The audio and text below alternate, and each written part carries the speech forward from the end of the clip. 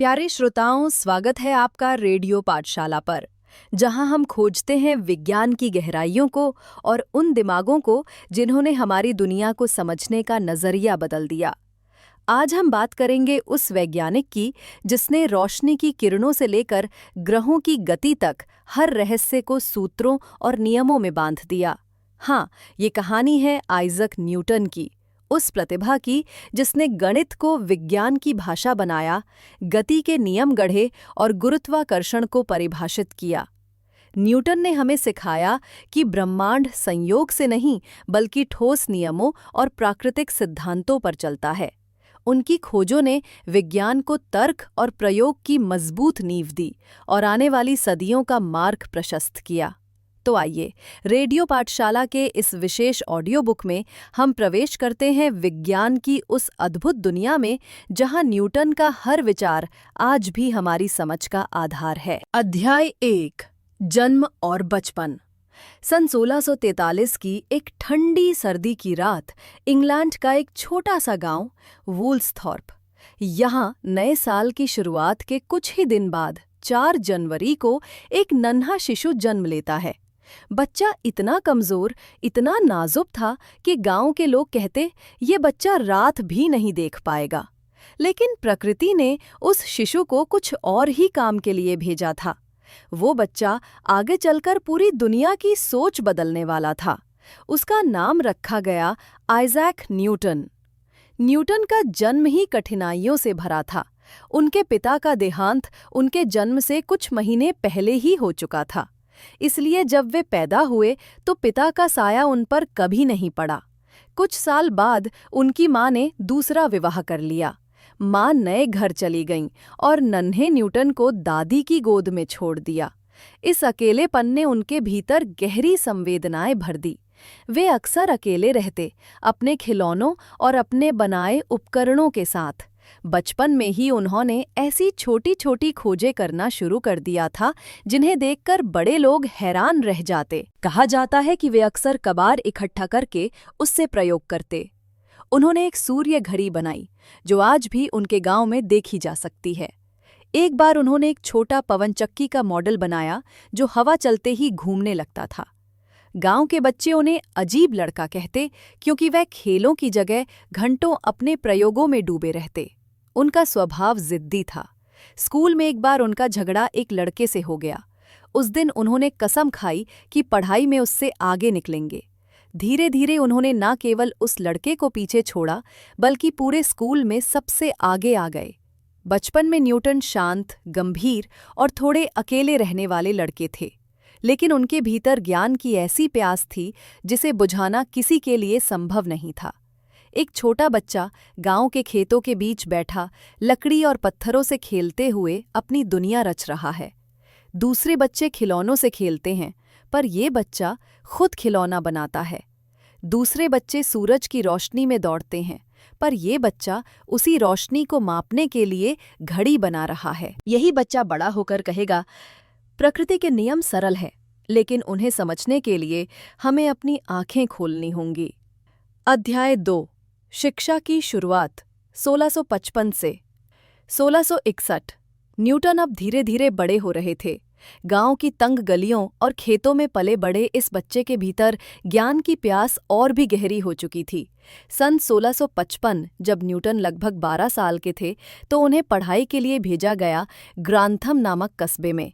वहाँ का Kings school उनके लिए एक नई दुनिया का दरवाज़ा साबित हुआ।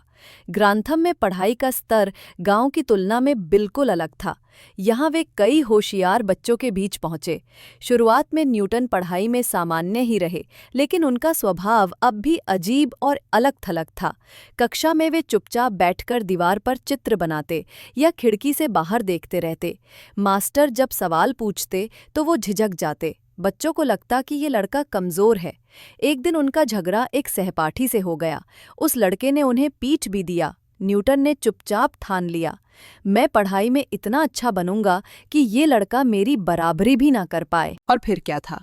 दिन रात किताबों में डूब जाना शुरू कर दिया। गणित, लैटिन और ज्योमेट्री में उन्होंने सबसे अच्छा प्रदर्शन किया। धीरे धीरे वे कक्षा में सबसे आगे निकल आए। पढ़ाई के साथ साथ उनकी पुरानी आदत प्रयोग करने की और भी बढ़ती गई। उन्होंने घर के कमरे में एक पवनचक्की का छोटा मॉडल बनाया। इतना ही नहीं, उन्होंने पानी की ताकत से चलने वाला यांत्रिक पहिया वाटर मिल भी बना डाला। कहा जाता है कि उन्होंने लालटेन पर पंख बांधकर उड़ती हुई लालटेन भी बनाई, जिससे गांव के लोग डर गए कि ये कोई भूत प्रेत है। इस उम्र में न्यूटन घंटों घंटों अकेले किताबें पढ़ते रहते। वे हर चीज को समझने की कोशिश करते। ये सितारे क्यों चमकते हैं? चांद गोल क्यों है? इंद्रधनुष में 7 रंग क्यों होते हैं? उनके सहपाठी उनसे पूछते, आइजैक, तुम खेलते क्यों नहीं? और वे मुस्कुराकर कहते, मेरे खेल किताबों में हैं। कल्पना कीजिए, एक 13 साल का बच्चा जिसके पास न दोस्त हैं न खेलने का शौक, लेकिन उसकी आंखों में हमेशा जिज्ञासा की चमक रहती है। वो लकड़ी और पत्थरों से प्रयोग करता है। वो चांद और सितारों से सवाल पूछता है। यही बच्चा आगे चलकर कहेगा, प्रकृति अपने रहस्यों को छिपाती नहीं है, बस हमें सही सवाल पूछने की जरूरत है। धीरे धीरे न्यूटन की पढ़ाई में रुचि इतनी बढ़ गई कि उनके अध्यापक भी चकित रह गए। लेकिन इसी बीच एक मोड़ आया। उनकी माँ चाहती थी कि न्यूटन पढ़ाई छोड़कर खेतीबाड़ी संभाले। माँ का मानना था कि परिवार की जमीन और खेत ही भविष्य हैं। अध्याय 3, कैम्ब्रिज यूनिवर्सिटी और छात्र जीवन। 1661 से 1665। सन 1661। 18 साल का दुबला पतला, शांत और संकोची लड़का आइजैक न्यूटन इंग्लैंड की महानतम शिक्षण संस्थाओं में से एक ट्रिनिटी कॉलेज कैम्ब्रिज पहुंचा। गांव का ये साधारण सा लड़का अब एक ऐसे संसार में प्रवेश कर रहा था जहां विद्वान, दार्शनिक और गणितज्ञ अपने अपने विचारों से दुनिया बदल रहे थे। कैम्ब्रिज में उस समय अरस्तू के दर्शन की पढ़ाई सबसे ज्यादा होती थी, लेकिन धीरे धीरे गैलीलियो, कोपरनिकस और डेस्कार्टेस जैसे नए वैज्ञानिकों के विचार यूरोप में फैल रहे थे। न्यूटन की आंखों में भी इन नई खोजों की चमक उतर रही थी। वो दिन रात किताबों में डूबे रहते। कभी यूक्लिड की ज्योमेट्री, कभी गैलीलियो की गति पर लिखी पुस्तकें, कभी डेस्कार्टेस की दार्शनिक रचनाएं। न्यूटन अमीर घराने से नहीं थे। उनकी पढ़ाई का खर्च उनके परिवार के लिए भारी था। इसीलिए वे कॉलेज में सबसाइजर बने, यानी अमीर छात्रों के काम करना पड़ता था। कभी उनके कपड़े साफ करना, कभी खाना परोसना, कभी झाड़ू लगाना। लेकिन इन सब के बीच भी न्यूटन का ध्यान सिर्फ पढ़ाई और प्रयोगों पर रहता। उनके कमरे में अक्सर बिखरी रहती अधूरी मशीनें, पन्नों पर बने चित्र और किताबों के ढेर। इन्हीं दिनों न्यूटन ने अपनी नोटबुक में वे सारे सवाल लिखने शुरू किए जो उनके मन को परेशान करते थे, जैसे ग्रह सूर्य के चारों ओर कैसे घूमते हैं? प्रकाश सीधी रेखा में क्यों चलता है? गिरती हुई वस्तु को कौन सा बल खींचता है? ये नोटबुक आगे चलकर उनके महान सिद्धांतों की नींव बनी। न्यूटन अक्सर अपनी खिड़की पर बैठकर आसमान को निहारते, कभी चांद, कभी ग्रह, कभी सितारे। वे सोचते, क्या इन सब पर वही नियम लागू होते हैं जो पृथ्वी पर गिरते हुए पत्तों पर? उन्होंने गणित के नए नए सूत्र लिखने शुरू किए। बीजगणित और ज्योमेट्री से खेलते हुए वे धीरे धीरे एक नई गणितीय शाखा की ओर बढ़ रहे थे, जिसे आज हम कहते हैं कैलकुलस। कैम्ब्रिज में भी न्यूटन बिल्कुल अलग थलग रहते। उनके कोई खास दोस्त नहीं थे। अक्सर लोग उन्हें अजीब कहते, लेकिन न्यूटन को फर्क नहीं पड़ता था। उनके लिए किताबें ही दोस्त थीं और प्रकृति ही सबसे बड़ा शिक्षक। न्यूटन की पढ़ाई, उनकी मेहनत और उनकी जिज्ञासा लगातार बढ़ती गई। लेकिन तभी एक ऐसी घटना घटी जिसने पूरी दुनिया को हिला दिया। सन 1665 में इंग्लैंड में भयानक महामारी फैली, ब्यूबोनिक प्लेग। कैम्ब्रिज यूनिवर्सिटी को अचानक बंद करना पड़ा। न्यूटन को अपना कॉलेज छोड़कर वापस अपने गांव लौटना पड़ा। अध्याय 4, प्लेग और एनस मिराबिलिस। 1665-1667। सन 1665। लंदन और इंग्लैंड के बड़े शहरों में मौत का साया छा गया था। भयानक ब्यूबोनिक प्लेग महामारी ने हजारों लोगों की जान ले ली। स्कूल, कॉलेज, पुस्तकालय सब बंद हो गए। कैम्ब्रिज यूनिवर्सिटी भी तालों में जकड़ दी गई। न्यूटन को मजबूर होकर अपने गांव वुल्सथॉर्प लौटना पड़ा। लेकिन उन्हें अंदाजा भी नहीं था कि ये मजबूरी उनकी जिंदगी का सबसे बड़ा वरदान बनने वाली है। गांव का छोटा सा घर, खेतों और पेड़ों के बीच बसा वुल्सथॉर्प। यहाँ न्यूटन अकेले अपने कमरे में घंटों बैठते। न किताबों का ढेर, न प्रोफेसर की कक्षाएं, बस एकांत और उनके दिमाग में दौड़ते सवाल। यही एकांत उनके लिए प्रयोगशाला बन गया। यहीं अपने गांव के कमरे में उन्होंने गणित की एक नई शाखा की नींव रखी, कैलन। उन्होंने सोचना शुरू किया, यदि गति लगातार बदल रही है तो हम इसे कैसे माप सकते हैं? अगर कोई वस्तु निरंतर तेज हो रही है तो उसके पल पल के बदलाव को कैसे गिना जाए? इन्हीं सवालों ने जन्म दिया उस गणित को जो आगे चलकर इंजीनियरिंग, विज्ञान और तकनीक की रीढ़ बनी। न्यूटन ने एक प्रिज्म, कांच का त्रिकोण लिया और उसमें से सूरज की किरणें गुजार दी। उन्होंने देखा सफ़ेद रोशनी 7 अलग-अलग रंगों में बट गई, लाल, नारंगी, पीला, हरा, नीला, जामुनी और बैंगनी। उनके मन में सवाल उठा, तो क्या सफ़ेद रोशनी कोई एकल तत्व नहीं है? क्या ये वास्तव में कई रंगों का मिश्रण है? इस प्रयोग से उन्होंने प्रकाश और रंग के सिद्धांत की नींव रखी। एक दिन वुल्सथॉर्प के बगीचे में न्यूटन बैठे थे, आसमान में चांद को देख रहे थे। तभी उनके सामने पेड़ से एक सेब गिरा। उन्होंने सोचा, सेब हमेशा नीचे ही क्यों गिरता है, आसमान की ओर क्यों नहीं उड़ जाता? फिर उनके मन में गहरा सवाल उठा, क्या वही बल जो सेब को पृथ्वी की ओर खींच रहा है, क्या वही बल चांद को भी पृथ्वी के चारों ओर बांधे हुए है? यही सवाल बाद में बना सार्वत्रिक गुरुत्वाकर्षण का सिद्धांत। कल्पना कीजिए, एक अकेला युवक गांव के एक बगीचे में बैठा है, चारों ओर सन्नाटा, पेड़ों से पत्ते गिर रहे हैं, और उस युवक के मन में उठ रहा है एक सवाल, क्या पूरी ब्रह्मांड को चलाने वाला एक ही नियम है? यही वो क्षण था जिसने मानव इतिहास की दिशा बदल दी। न्यूटन ने चांद और ग्रहों की गति पर गहरी गणनाएं की। वे सोचते, ग्रह सूर्य के चारों ओर क्यों घूमते रहते हैं? उन्हें बाहर की ओर भागने से कौन रोकता है? उनकी गणनाओं ने साबित किया कि वही गुरुत्वाकर्षण का बल जो पेड़ से सेब को खींचता है, वही ग्रहों और तारों की गति को भी नियंत्रित करता है। 2 साल का ये एकांत 1665 से 1667 न्यूटन के जीवन का स्वर्णिम काल था। यही उन्होंने वो सारे विचार गढ़े जिन्होंने आगे जाकर आधुनिक विज्ञान की पूरी नींव रख दी। अध्याय 5, कैम्ब्रिज वापसी और शुरुआती योगदान 1667 से 1675। सन 1667, लगभग 2 साल के एकांत और गहरे चिंतन के बाद आइजैक न्यूटन दोबारा लौटे कैम्ब्रिज। अब वे सिर्फ एक साधारण छात्र नहीं रहे थे, अब उनके भीतर ऐसे विचार पल रहे थे जो पूरी दुनिया की वैज्ञानिक सोच को बदलने वाले थे। न्यूटन ने ट्रिनिटी कॉलेज में वापस दाखिला लिया। उनकी प्रतिभा को पहचानते हुए उन्हें जल्दी ही फेलोशिप मिली और फिर वे बने गणित के अध्यापक। लेकिन ये अध्यापक कक्षा में हमेशा पारंपरिक ढंग से पढ़ाने में रुचि नहीं रखते थे। वे अपने छात्रों को कहते, तुम सिर्फ किताबें मत पढ़ो, सवाल पूछो। इन्हीं दिनों न्यूटन ने अपने गांव में किए प्रयोगों को और आगे बढ़ाया। उन्होंने एक प्रिज्म से गुजरने वाली धूप का अध्ययन किया।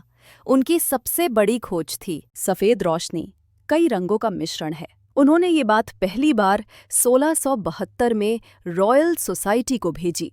वैज्ञानिकों की दुनिया में हलचल मच गई। लेकिन हर नई खोज की तरह न्यूटन की खोज को भी सबने तुरंत स्वीकार नहीं किया। कुछ वैज्ञानिकों ने कहा, ये संभव नहीं है। कुछ ने उनके प्रयोगों पर सवाल उठाए। सबसे बड़ा विरोध हुआ रॉबर्ट हुक से। हुक ने कहा कि न्यूटन ने उनके विचार चुरा लिए हैं। ये विवाद न्यूटन के जीवन भर उनका पीछा करता रहा। न्यूटन संवेदनशील थे। आलोचना उन्हें गहराई से चोट पहुंचाती थी। कई बार उन्होंने वैज्ञानिक लेखन रोक देने का निर्णय भी लिया, लेकिन उनके भीतर की जिज्ञासा उन्हें फिर से प्रयोग करने पर मजबूर कर देती। इन्हीं दिनों न्यूटन ने एक नई मशीन बनाई, परावर्तक दूरबीन। पहले की दूरबीनें बहुत बड़ी और धुंधली होती थीं। न्यूटन ने दर्पणों की मदद से ऐसी दूरबीन बनाई जो छोटी भी थी और साफ भी दिखाती थी। जब उन्होंने ये दूरबीन रॉयल सोसाइटी को दिखाई तो सब हैरान रह गए। ये वही दूरबीन है जो आगे चलकर आधुनिक खगोल विज्ञान का आधार बनी। न्यूटन धीरे धीरे पूरे इंग्लैंड में प्रसिद्ध होने लगे, लेकिन वे अब भी अकेले रहते, कम बोलते और अक्सर गहरी सोच में खोए रहते। वे अपने बारे में कहते थे, मैं तो बस समुद्र किनारे एक बच्चा हूँ, जो कंकड़ और सीपियां चुन रहा है। सागर का असली रहस्य तो अभी मेरे सामने खुलना बाकी है। कल्पना कीजिए, एक छोटा सा कमरा जिसमें चारों ओर शीशे, प्रिज्म, दर्पण और किताबें बिखरी हैं। मोमबत्ती की लौ हिल रही है और उस लौ के नीचे बैठा न्यूटन घंटों घंटों तक रोशनी और छायाओं को देखते रहते हैं। उनकी आंखों में सिर्फ एक ही सपना है, प्रकृति के नियमों को समझना। सन 1675 तक न्यूटन इंग्लैंड के सबसे प्रतिभाशाली वैज्ञानिकों में गिने जाने लगे, लेकिन असली तूफान अभी बाकी था। उनके दिमाग में घूम रहे थे गति और गुरुत्वाकर्षण के महान सिद्धांत। अध्याय 6, गति और गुरुत्वाकर्षण के नियम, 1675 से 1687। सन 1675 से 1687 का दौर न्यूटन के जीवन का सबसे महान वैज्ञानिक काल था। यही वो समय था जब उन्होंने वे खोजें की जिन्होंने पूरे विज्ञान को एक नया चेहरा दिया। कैम्ब्रिज में रहते हुए न्यूटन लगातार प्रयोग और गणनाएं करते रहे, लेकिन उनका स्वभाव चुपचाप रहने का था। वे अपनी खोजों को जल्दी साझा नहीं करते थे। इसी दौरान उनका सामना हुआ रॉबर्ट हुक से। हुक का मानना था कि ग्रहों की गति को कोई अदृश्य शक्ति नियंत्रित करती है। न्यूटन भी यही सोचते थे, लेकिन उनके पास इसके लिए गणितीय प्रमाण थे। इस विवाद ने न्यूटन को और गहराई से सोचने पर मजबूर किया। एक दिन खगोलशास्त्री एडमंड हैली न्यूटन से मिलने आए। हैली ने सवाल किया, सर, अगर कोई ग्रह सूर्य से दूरी पर घूम रहा है तो उसकी गति किस नियम का पालन करती है? न्यूटन ने तुरंत उत्तर दिया, वो सूर्य की दूरी के वर्ग के व्युत्क्रमानुपाती बल से नियंत्रित होता है। हैली दंग रह गए। उन्होंने न्यूटन से विनती की कि वे अपनी खोजों को पुस्तक में लिखें। यही प्रेरणा बनी उस महान ग्रंथ की नींव। सन 1687 न्यूटन ने प्रकाशित की अपनी सबसे महान पुस्तक, प्राकृतिक दर्शन के गणितीय सिद्धांत। ये पुस्तक विज्ञान की बाइबिल कही जाती है। इसमें उन्होंने 3 महान नियम दिए, गति के 3 नियम। पहला नियम, जड़त्व का नियम। जब तक किसी वस्तु पर बाहरी बल न लगे, वो अपनी अवस्था, चाहे विश्राम हो या सीधी गति, बनाए रखेगी।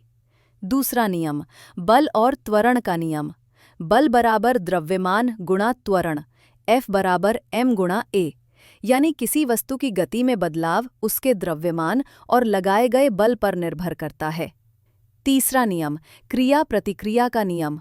हर क्रिया के बराबर और विपरीत दिशा में प्रतिक्रिया होती है। ये 3 नियम आज भी हर मशीन, हर वाहन, हर अंतरिक्ष यान की नींव हैं। सार्वत्रिक गुरुत्वाकर्षण का नियम। न्यूटन ने कहा, प्रत्येक वस्तु ब्रह्मांड की हर दूसरी वस्तु को आकर्षित करती है। ये आकर्षण दोनों के द्रव्यमान और उनके बीच की दूरी पर निर्भर करता है। यही था सार्वत्रिक गुरुत्वाकर्षण का सिद्धांत। यानी वही बल जो सेब को गिराता है, वही बल चांद को पृथ्वी के चारों ओर बांधे रखता है, और वही बल ग्रहों को सूर्य की परिक्रमा करवाता है। कल्पना कीजिए, एक मोटी किताब जिसमें लिखे हैं गणितीय सूत्र और आरेख। किताब के हर पन्ने पर छिपा है ब्रह्मांड का रहस्य, और उस किताब को लिख रहा है एक अकेला इंसान, जो शायद खुद भी नहीं जानता कि उसने मानव सभ्यता की सोच ही बदल दी है। प्रभाव और सम्मान। प्रिंसिपिया के प्रकाशित होते ही वैज्ञानिक दुनिया में हलचल मच गई। ग्रहों की गति से लेकर समुद्र की लहरों तक सब कुछ अब न्यूटन के नियमों से समझा जा सकता था। न्यूटन रातों रात महानतम वैज्ञानिक घोषित कर दिए गए, लेकिन उनके भीतर अब भी वही विनम्रता थी। वे कहते, मैं तो बस समुद्र किनारे खेलता बच्चा हूँ, सागर का असली सत्य तो अभी मेरे सामने खुलना बाकी है। इस तरह न्यूटन ने 1687 में विज्ञान की दुनिया को एक नया दृष्टिकोण दिया। अब ब्रह्मांड अराजक नहीं रहा, अब ये गणितीय नियमों से बधा एक व्यवस्थित तंत्र था। अध्याय 7, सामाजिक और राजनैतिक जीवन, 1689 से 1700। सन 1689 प्रिंसिपिया प्रकाशित हुए 2 साल हो चुके थे। न्यूटन अब इंग्लैंड के सबसे बड़े वैज्ञानिक के रूप में पहचाने जाने लगे थे, लेकिन उनका जीवन सिर्फ प्रयोगशाला और किताबों तक सीमित नहीं रहा। अब वे राजनीति, धर्म और समाज में भी अपनी उपस्थिति दर्ज कराने लगे। संसद में न्यूटन। सन 1689 में न्यूटन को कैम्ब्रिज यूनिवर्सिटी ने संसद के लिए अपना प्रतिनिधि चुना। वे इंग्लैंड की संसद पार्लियामेंट ऑफ इंग्लैंड के सदस्य बने, लेकिन दिलचस्प बात ये थी, न्यूटन ने संसद में लगभग कभी कोई भाषण नहीं दिया।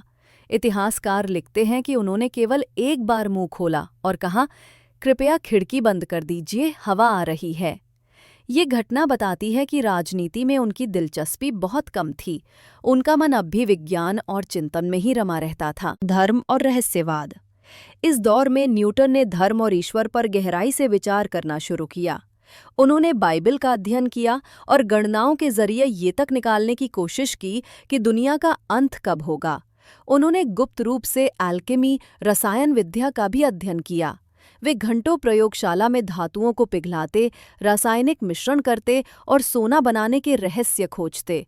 हालांकि ये प्रयोग कभी सफल नहीं हुए, लेकिन उन्होंने दिखाया कि न्यूटन का दिमाग सिर्फ गणित तक सीमित नहीं था, वो ब्रह्मांड के हर रहस्य को जानना चाहता था। निजी स्वभाव और अकेलापन। इस समय तक न्यूटन की प्रसिद्धि बहुत बढ़ गई थी, लेकिन वे अब भी एकांत प्रिय, गुस्सैल और संवेदनशील बने रहे। वे आलोचना सहन नहीं कर पाते थे। रॉबर्ट हुक और अन्य वैज्ञानिकों से उनके विवाद बढ़ते रहे। धीरे धीरे वे और अधिक अकेले होते गए। कहा जाता है कि वे कभी शादी नहीं कर पाए। उनकी पूरी जिंदगी सिर्फ किताबों, प्रयोगों और विचारों में डूबी रही। लेबनीज के साथ संघर्ष। इन्हीं दिनों शुरू हुआ न्यूटन का सबसे बड़ा वैज्ञानिक विवाद, कैलकुलस की खोज पर गॉटफ्रिड विलेम लेबनीज के साथ संघर्ष। न्यूटन और लेबनीज दोनों ने लगभग एक ही समय पर कैलन का विकास किया था, लेकिन सवाल ये था, पहले किसने खोजा?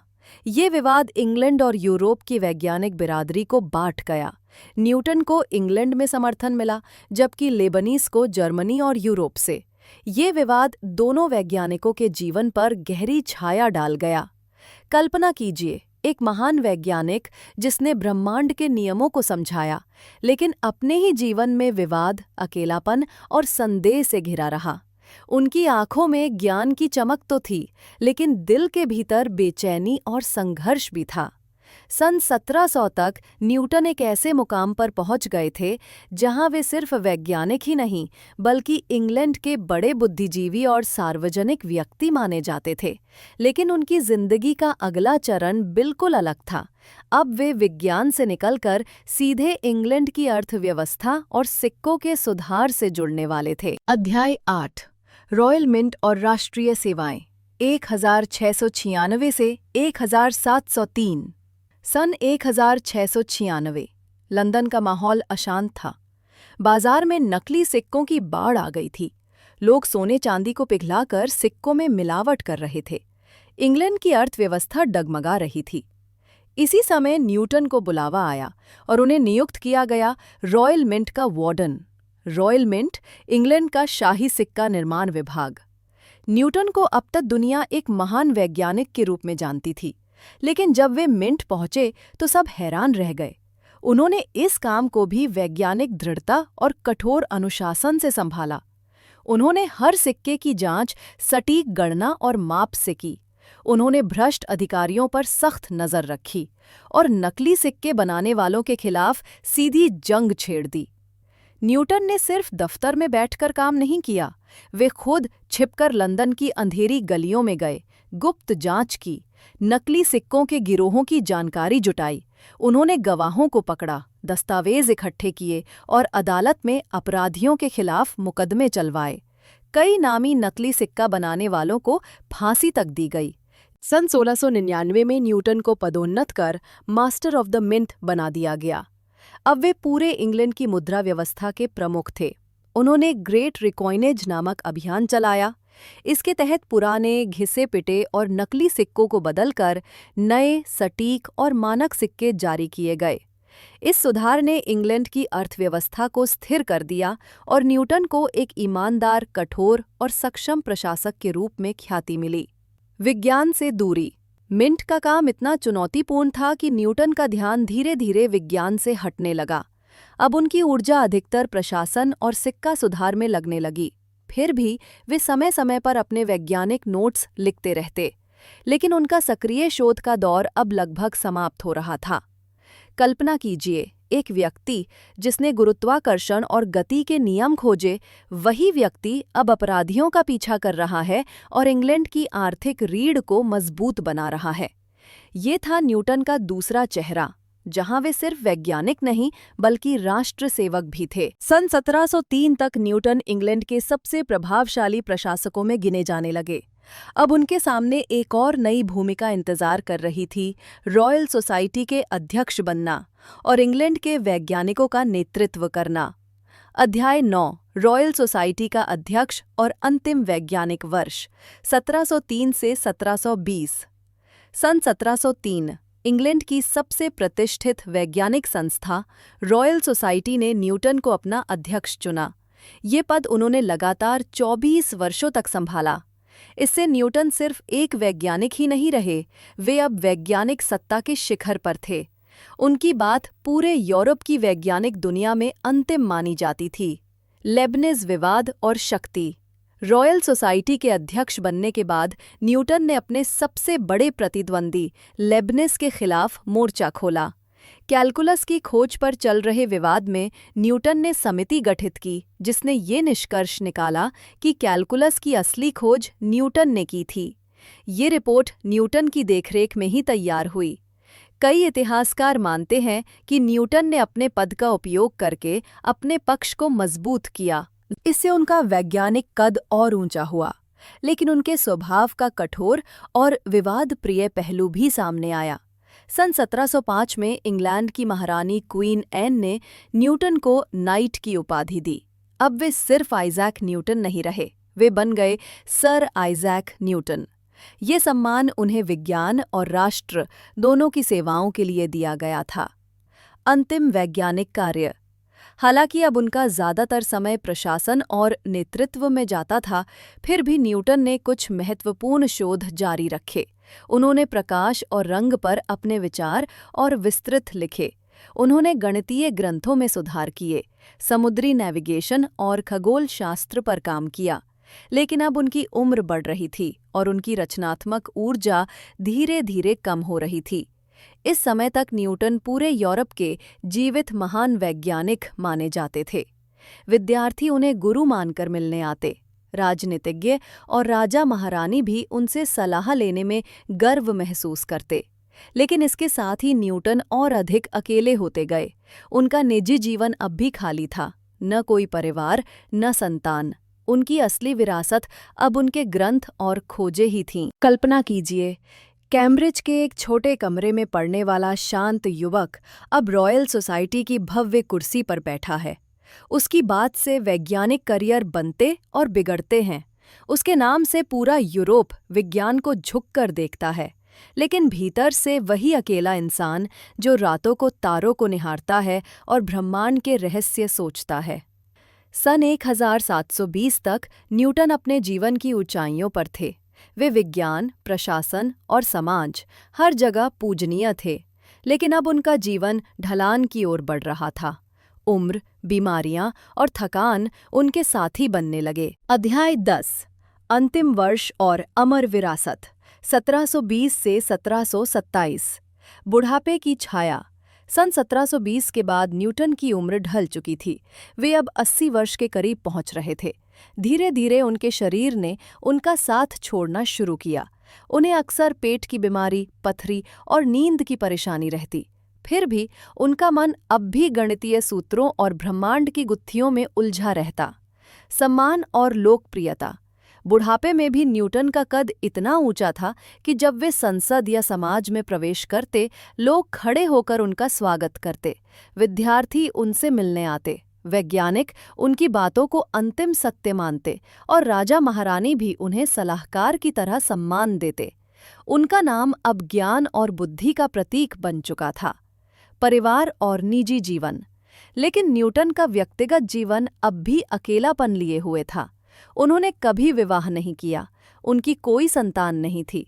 उनका असली परिवार उनकी किताबें, नोटबुक्स और प्रयोगशाला थी। यही कारण है कि आज उनकी लाखों पन्नों की पांडुलिपियां सुरक्षित हैं, जिनमें विज्ञान से लेकर धर्म और रसायन तक हर विषय पर उनके विचार दर्ज हैं। मृत्यु। 20 मार्च 1727 की रात लंदन में स्थित उनके घर पर अचानक उनकी तबीयत बिगड़ गई। वे गहरी नींद में चले गए और 31 मार्च 1727 को दुनिया से विदा हो गए। उनकी उम्र तब 84 वर्ष थी।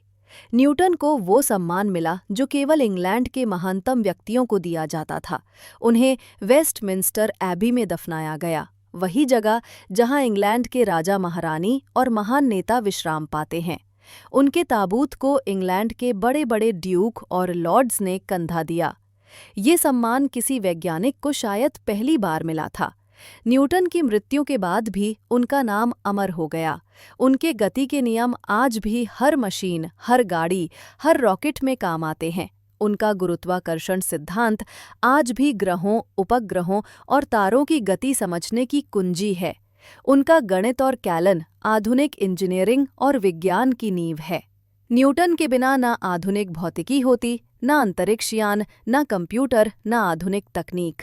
कल्पना कीजिए, एक छोटे से गांव का कमजोर सा बच्चा जिसके जीवित बचने की भी उम्मीद नहीं थी, कैसे पूरी मानव सभ्यता की सोच को बदल गया। न्यूटन ने खुद कहा था, मैं तो बस समुद्र किनारे खेलता बच्चा हूं जो रेत पर पड़े छोटे छोटे पत्थरों से खेल रहा है, जबकि मेरे सामने ज्ञान का विशाल सागर अभी बाकी है। शायद यही उनकी महानता थी, अपनी अपार उपलब्धियों के बावजूद विनम्र बने रहना।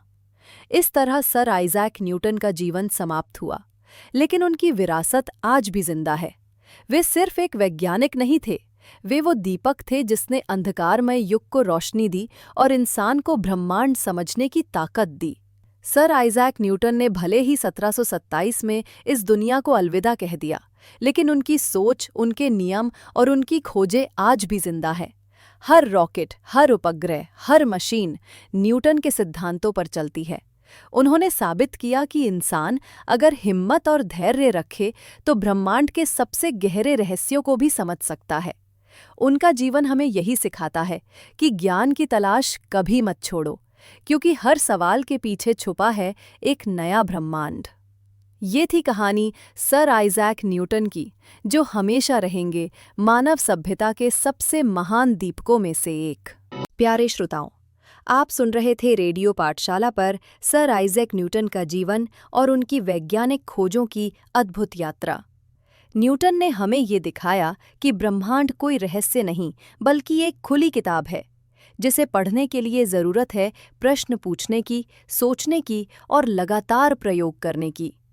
उनके गति और गुरुत्वाकर्षण के नियम आज भी अंतरिक्षयानों को मार्ग दिखाते हैं, और उनका गणित आज भी हर वैज्ञानिक खोज की नींव है। न्यूटन का संदेश साफ है, ज्ञान की कोई सीमा नहीं होती। हर सवाल एक नए उत्तर की ओर ले जाता है, और हर खोज इंसानियत को आगे बढ़ाती है। रेडियो पाठशाला पर जुड़े रहिए, क्योंकि विज्ञान की ये यात्रा कभी थमती नहीं, ये तो बस आगे और गहरी होती जाती है।